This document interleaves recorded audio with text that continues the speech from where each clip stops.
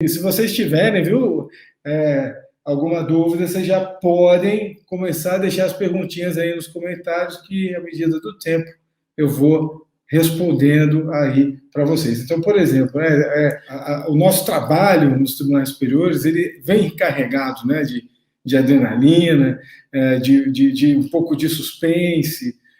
A gente sabe, por conta da própria dificuldade, né, de acesso aos tribunais, é um trabalho assim, muito técnico, não é um trabalho, por isso que a gente sempre fala aqui no canal, a importância de você conhecer a técnica, né, a técnica de elaboração dos recursos, a importância de você saber os óbices que você vai encontrar lá na frente para criar uma estratégia desde o início do seu processo, de como atuar, como preparar o teu processo para ele ter chance de ter o mérito analisado por uma corte superior. Né? Pega um processo lá do início, né, desde a petição inicial ou da contestação, e aí eu venho trabalhando aquele processo, e se vier a precisar fazer um recurso no futuro, né, um recurso especial extraordinário, eu já preparei todo aquele processo, eu já sei o que eu já fiz o que tinha que ser feito, porque eu já sabia o que tinha que ser feito desde o início.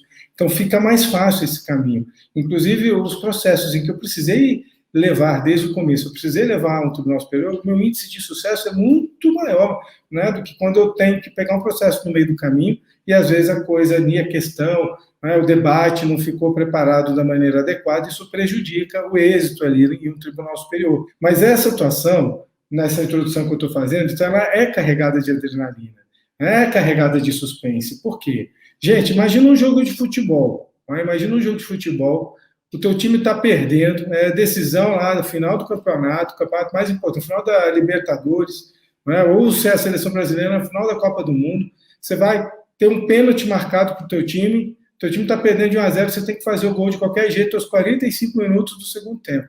Essa é a sensação de advogado de tribunal superior, que atua no tribunal superior, quando você pega o processo já ali mais para o final.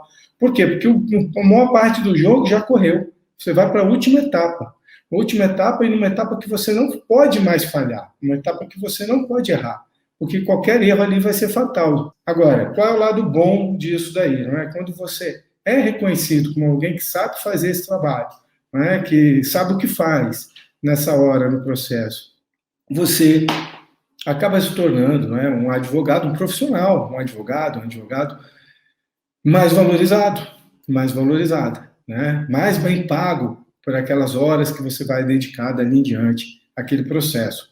Vamos ver aqui, ó, pergunta aqui do nosso primeiro colega que chegou pelo Instagram, tá? Em tempos de pandemia, como está sendo para despachar com os ministros do STF, quando for estritamente necessário esclarecer com eles sua questão? Olha o que acontece, Gabriel, olha só, isso varia muito de gabinete para gabinete. Esse tempo de pandemia, você não tem aquele encontro físico, então você precisa realmente, sempre precisou fazer esse contato com os gabinetes, e tentar marcar o que aí? Uma audiência com alguém, muitas vezes é por videoconferência, outras vezes é apenas por telefone. Você vai, às vezes não consegue falar com o ministro, às vezes o ministro é mais acessível, e você fala por telefone com alguém do gabinete ali, com o assessor dele diretamente, tá? Então, esse acesso está muito variado, né? Variado de gabinete para gabinete, e está mais restrito, está um pouquinho mais restrito. Mas, por exemplo, eu já tive que despachar recentemente no STJ, e não tive problemas nenhum, não tive problema nenhum, despachei, o ministro me atendeu, marcamos a videoconferência, eu estava, inclusive, eu era um agravo interno, eu estava pelo agravado, então ele me atendeu como advogado do recorrido ali, e foi tudo muito tranquilo, correu tudo muito bem, inclusive depois no processo. Cada gabinete varia, e você vai ter que traçar a sua estratégia, de levar a sua causa ali para o ministro e tentar chamar a atenção para o teu processo, para os pontos importantes ali que você quer que sejam analisados, de uma maneira diferente, caso a caso, caso a caso, porque o que vai acontecer? Você tem que realmente sentir ali o gabinete, qual é o tipo de acesso que você vai ter. Toda decisão monocrática, pode ser do presidente do STJ, pode ser do relator do recurso, não é? Ou pode ser até uma ação originária, em regra vai caber, não é? um agravo interno, né? O agravo interno do 1021 contra esse tipo de decisão, tá? Então, você pode ter isso aí em mente, né? Uma coisa interessante que a gente estava discutindo aqui, inclusive, né, é que, por exemplo, né, em algumas ações originárias nesses tribunais, tem uma exceção ali, eu não lembro mais o artigo aqui do CPC, não estou com o CPC aberto, mas, por exemplo, uma ação rescisória, uma ação rescisória que você entrou ali no STJ, ou no STF, ou um mandado de segurança ali, originário, e se vier uma decisão terminativa do ministro relator, esse agravo interno, inclusive, você pode até fazer a sustentação oral. Sandro Santildes, olá, eu estou vindo do Facebook, tá? Porque um processo que o direito é certo tem que levar 2 décadas, preciso de advogado competente. Olha, Sam, você pode até me responder aqui, mas essas 2 décadas aí que você está falando, aposto que você é de Santa Catarina, né? Eu quero que você me diga onde que esse processo ficou parado por 2 décadas, porque eu não acredito que tenha sido no STJ ou no STF. Ultimamente, esses tribunais estão sendo muito, muito ligeiros, né, na prestação jurisdicional. A gente pode até discutir, eventualmente, em alguns casos, a qualidade dessa prestação jurisdicional, né, porque também tudo que a gente faz com pressa acaba não vindo, né, da melhor maneira, né? A pressa é inimiga da perfeição. Mas o STJ e o STF têm sido tribunais muito velozes, às vezes fica parado mesmo em algum tribunal. Depende do estado, né? Aqui em Brasília mesmo, o nosso Tribunal de Justiça é muito rápido. Então, a nossa justiça comum aqui em Brasília é muito rápida, mas, por outro lado, o TRF1, né, o Tribunal Regional Federal, com sede aqui em Brasília, e da região que atende Brasília, os recursos que ascendem aqui da seção, né, judiciária de Brasília, aqui, das varas federais sediadas em Brasília, ele já é muito mais lento, ele demora mesmo. Então, se for justiça federal, às vezes, demora mais, né? Justiça federal, infelizmente, uma justiça muito morosa, né? Talvez aí por conta do volume mesmo de processo, né? Deixa eu ver se tem uma outra aqui. Tem mais uma pergunta aqui, ó. Quando não, em regra, quando não for possível despachar com os ministros pessoalmente, mas somente com os juízes auxiliares ou assessores, os esclarecimentos geram uma porcentagem de êxito? Isso é muito relativo, não é? Isso é muito relativo. Porque, na verdade, é o seguinte, né? Quem faz, na época que eu era assessor lá nos tribunais, né, no STJ, então você que faz, você que pega o processo como assessor, você estuda o processo, você decide aquilo ali. Agora, aquela minuta de voto que você faz, ela vai passar pelo crivo do ministro. Aí vai depender de cada ministro, né? Eu não sei como é que funciona hoje, os ministros que estão lá, como é que funciona isso dentro dos gabinetes, exatamente, né? Quanto de processo que o ministro consegue ler, quanto que ele não consegue ler, não é? Porque se você for ver hoje, num gabinete, no STJ aí, entram por mês, em média, uns 15 mil processos novos. E para eles se manterem em dia, o STJ, inclusive, julgou mais processos do que recebeu. Então, isso aí, né, demonstra que muitas vezes não dá nem para o próprio ministro analisar tudo ali que foi feito pela assessoria. Ele tem que realmente confiar na assessoria dele. Então, o que acontece? Às vezes é bom se você consegue despachar com o juiz auxiliar, por exemplo, você está falando de juiz auxiliar, que é muito comum lá no STF, né? São juízes auxiliares que atuam como assessores dos ministros. Então, muitas vezes, juízes federais. Então, o que acontece? Se você consegue convencer ali o juiz auxiliar, que é o assessor do ministro, né? Dificilmente o ministro vai pegar um voto ali que já está pronto, vai começar a olhar, vai abrir o processo, vai estudar tudo e vai contestar muito do que está ali. Não é só se for uma coisa que chame mesmo muito a atenção dele. Se for esses processos aí do dia a dia, que são aos milhares, não vai chamar a atenção do ministro e isso vai passar, né? Vai passar, provavelmente vai passar, então é muito importante, sim, qualquer conversa que você tenha no gabinete, qualquer pessoa que você consiga convencer dentro do gabinete, é excelente. Claro que, quando você é atendido diretamente pelo ministro, né, como eu já fui várias vezes, consegue convencer o ministro ali numa conversa, numa entrega de memorial, num despacho de memorial, né, e ele se convence daquilo, aí é diferente, porque aí ele vai sair com aquele processo ali, ele vai pegar aquele teu memorial e já vai indicar para o assessor como é que ele quer o voto dele. Né? Ele vai olhar e vai falar, manda subir esse recurso especial aí, se é um agravo em reais. Eu quero que suba, vamos subir para melhor análise. Olha, vamos dar provimento disso aqui por causa disso, disso, disso, indica.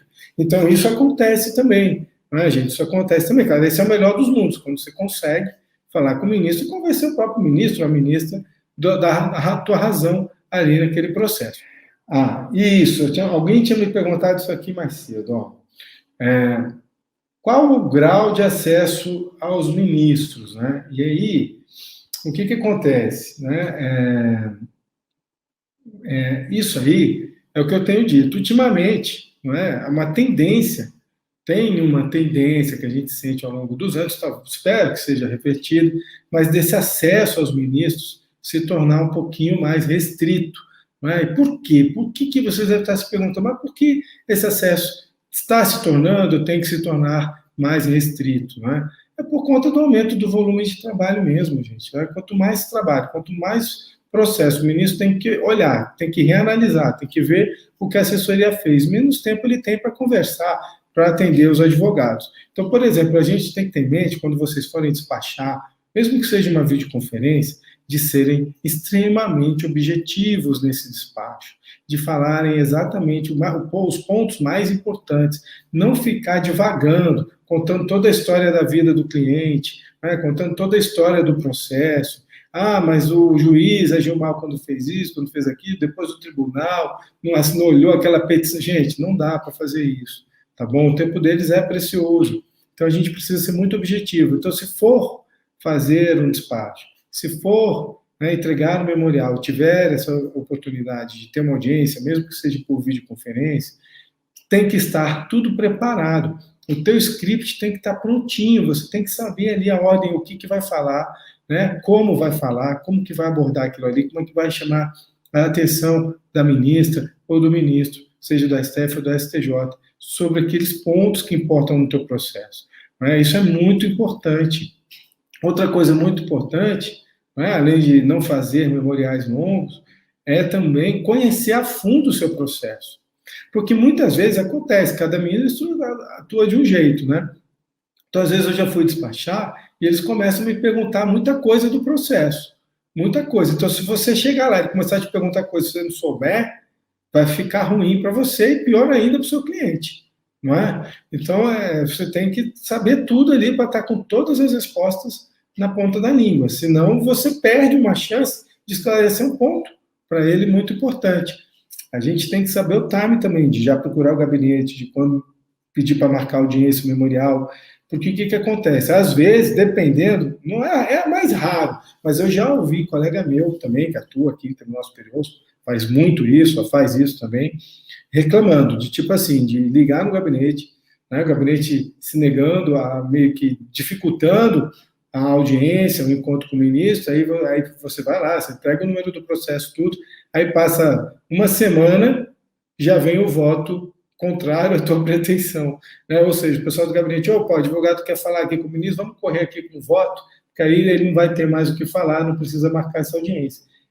Isso não é legal, né? Não acho isso, como é que diz, não faz parte, assim, da boa atuação, não do advogado, mas do próprio Poder Judiciário, se o advogado está disposto a conversar, a demonstrar os pontos relevantes daquele processo, nada melhor do que o julgador querer ouvi-lo.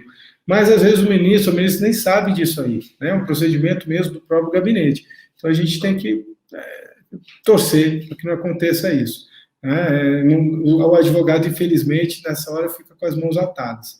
O negócio é o trato mesmo ali, para tentar ganhar a simpatia e não ter uma surpresa dessa desagradável, tá?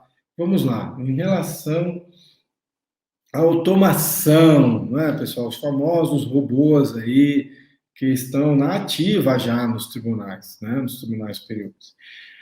Então, vou falar de alguns reflexos aqui, né? Então, por exemplo, o que eu acho Pode ser, né? Eu não sei como vão ficar programados, mas o que isso vai levar? Olha só, primeira coisa é que não vai passar recurso, né, que deveria ter sido obstado por alguma súmula, por exemplo, ou por algum precedente, uma jurisprudência de recursos repetitivos ou de repercussão geral, porque o robô vai reconhecer tudo isso.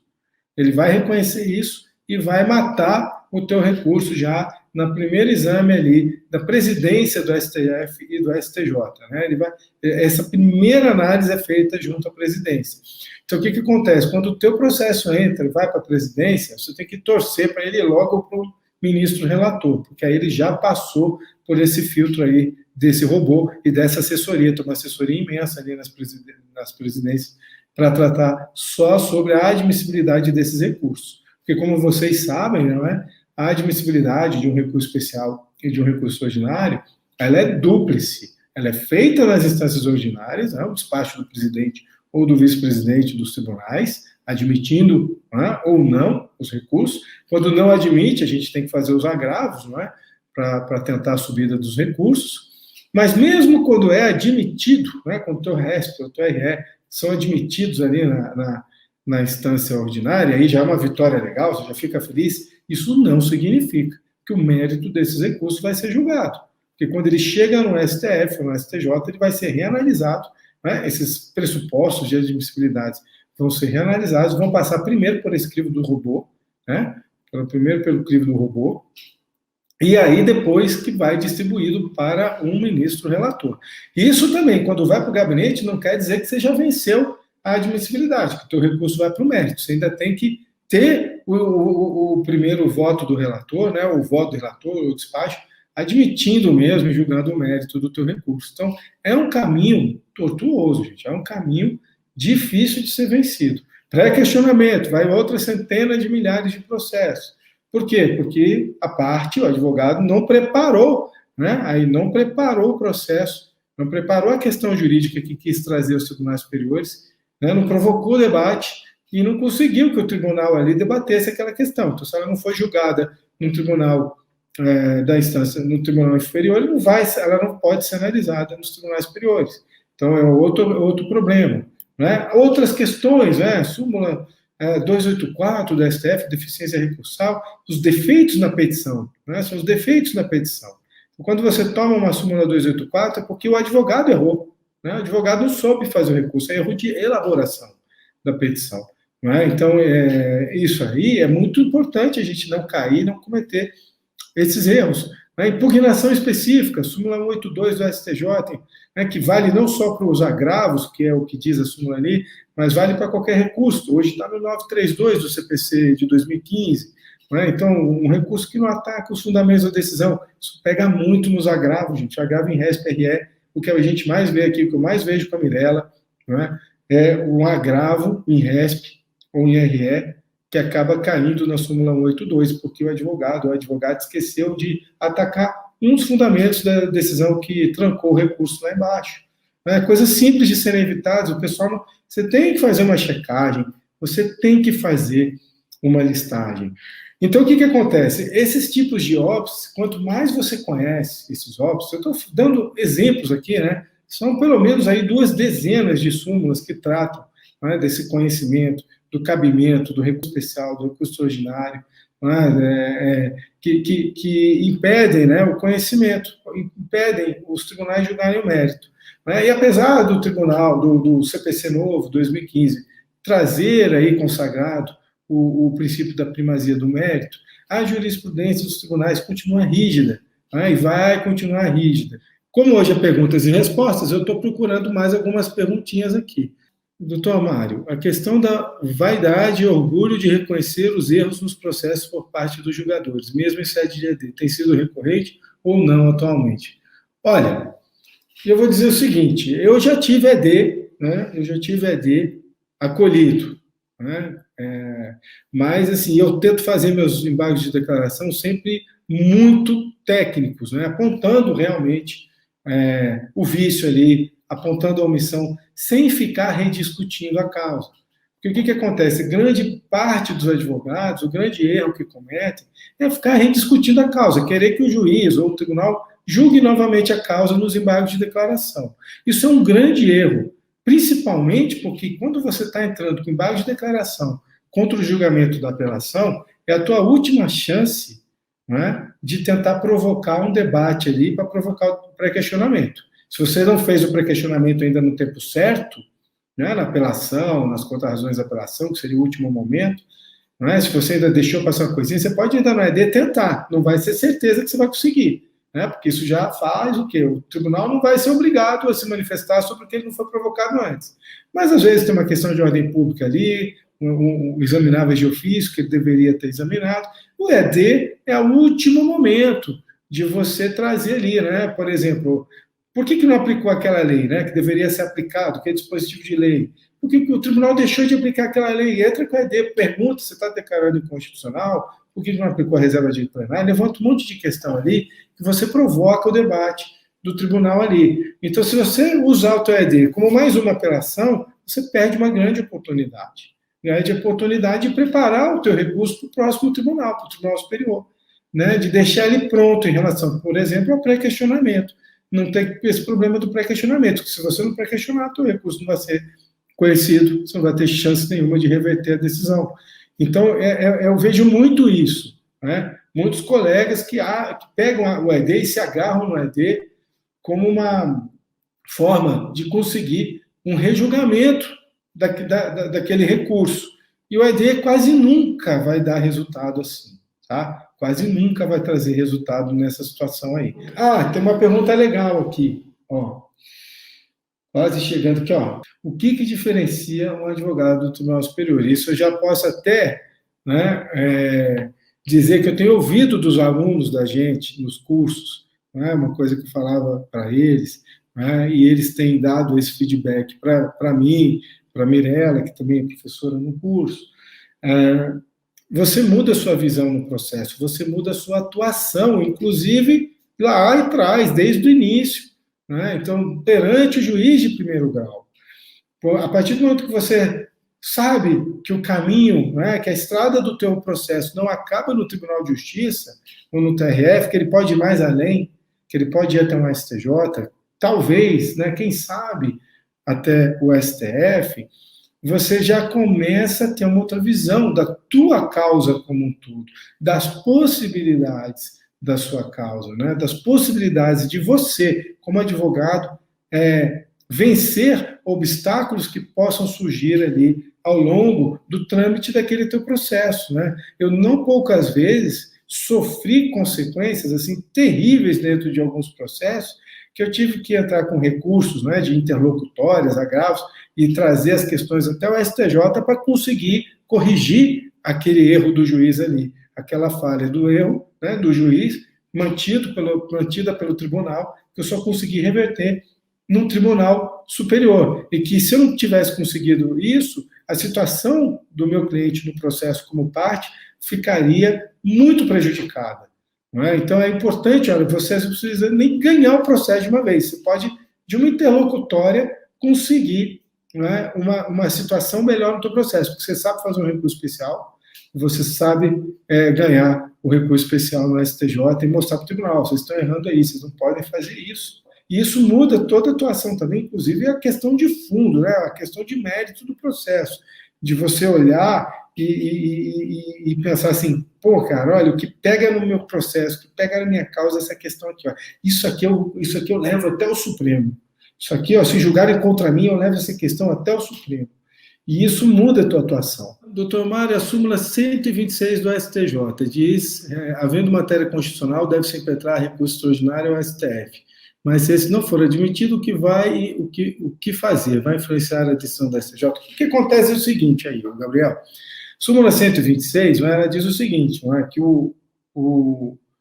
quando há no acórdão recorrido fundamentos, não é, constitucional e infraconstitucional, você tem que entrar com os dois recursos, com o recurso especial e com o recurso extraordinário. Por quê? Ela é uma súmula do STJ, né? E ela serve para quê? Como óbvio o conhecimento de um recurso especial manejado contra um acórdão que tinha fundamento constitucional e contra o qual não foi interposto o recurso extraordinário. Então, o que acontece? O que entende a jurisprudência? E o que entende a doutrina, mas principalmente a jurisprudência? O que a jurisprudência criou? Qual foi a construção? Falou, olha, se o recurso tem, se o acórdão tem um fundamento constitucional suficiente, sozinho, para manter o acórdão, e a parte não interpõe um recurso extraordinário, some o interesse de recorrer pela via do recurso especial, porque o acórdão vai ser mantido pelo fundamento constitucional. E no recurso especial, você não pode discutir questão constitucional, não é? Não cabe. Então, você teria que ter interposto os dois recursos, um para discutir a violação à ordem constitucional, o outro para discutir a violação à ordem infraconstitucional. Então, se você só interpõe o recurso especial, o que entende a jurisprudência? Que não some, desaparece o interesse de recorrer, o interesse recursal pela via do recurso especial, porque você não interpôs o RE. Agora, se você interpôs os dois, né, vamos imaginar o seguinte, o teu RESP foi admitido, o teu RE não foi admitido, na origem foi trancado, você tem que fazer o agravo em RE. Se você não fizer o agravo, é como se você não tivesse feito o RE para efeito de conhecimento do RESP. Porque primeiro o processo vai para o STJ. Aí o ministro do STJ vai olhar e vai falar, tem RE? Ah, tem. Ah, mas foi trancado.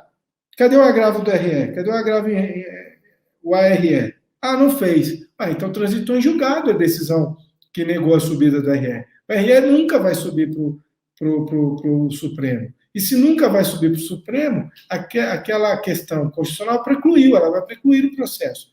Ela não vai mais ter como ser modificada. Então, o teu RESP também some o interesse ali. E ele vai acabar sofrendo o óbice da súmula 126, não vai ser conhecido no mérito. Então, às vezes, um RESP que teria alguma chance ali de ser admitido e provido. Né? Então, tem que tomar cuidado com esses detalhes, com essas súmulas, com o jeito de atuar. Por isso que eu falo, não é uma atuação tão simples. Você não pode escolher. Não é assim, eu vou entrar com um recurso extraordinário só. Ah, não, eu quero fazer só um recurso especial. Eu gosto de fazer recurso especial, não gosto de fazer recurso extraordinário. Não é uma escolha sua, é o que tem no acórdão que vai provocar o tipo de recurso que você vai fazer, quantos recursos você vai fazer, você vai ter que fazer os dois. Não é? Então, não é uma escolha de nós, advogados, é o que está no acórdão que vai provocar, que tipo de recurso que você vai interpor contra aquele acórdão ali. Tá bom, pessoal? Se você agravou, não tem problema o que vai acontecer com o teu agravo depois. Se ele vai ser negado, se ele vai ser conhecido, se ele vai ser provido ou se ele não vai ser provido. Porque você já fez a tua parte para o teu recurso especial não ser barrado pela súmula 126. Entendeu? É isso que é importante, você ter o agravo. Porque o teu agravo em RE, ele não vai correr antes do julgamento do agravo em RESP ou do próprio RESP. Então, você só vai estar o teu RE ali, e eventualmente o agravo em RE, para exatamente você não morrer na súmula 126. Eu já fiz muito RE, gente, muito RE, que eu olhava, assim, que às vezes eu quase não via a matéria, mas para não cair nessa súmula, eu já fiz muito horror que eu falo, puta, que RE é meia boca. Que RE força a barra, né? Qual a parte da decisão, quais são os fundamentos da decisão, você tem que saber reconhecer os fundamentos ali. Isso é muito importante. Então, como você vai recorrer de uma decisão que você não está entendendo? Né? Você tem que entender a decisão. Por que ela está te negando? E aí sim derrubar os argumentos e mostrar, não, esse argumento aqui, ela está me negando por causa desse argumento, por causa daquele argumento, daquele outro argumento. E você vai atacar cada argumento, A, B e C, e destruir cada um daqueles argumentos da decisão que você recorre. Tá bom, gente? Isso já é o melhor, é 60% do caminho andado em direção a ter os seus recursos admitidos, né? E aí tem muita chance aí de provimento, tá? Bom, por hoje é só. Agradeço aí a todos vocês, espero que tenham gostado aqui da nossa conversa de hoje, do nosso encontro, dessa mini aulinha aqui, né? Esse bate-papo também. Muito obrigado e até a próxima. Tchau, tchau.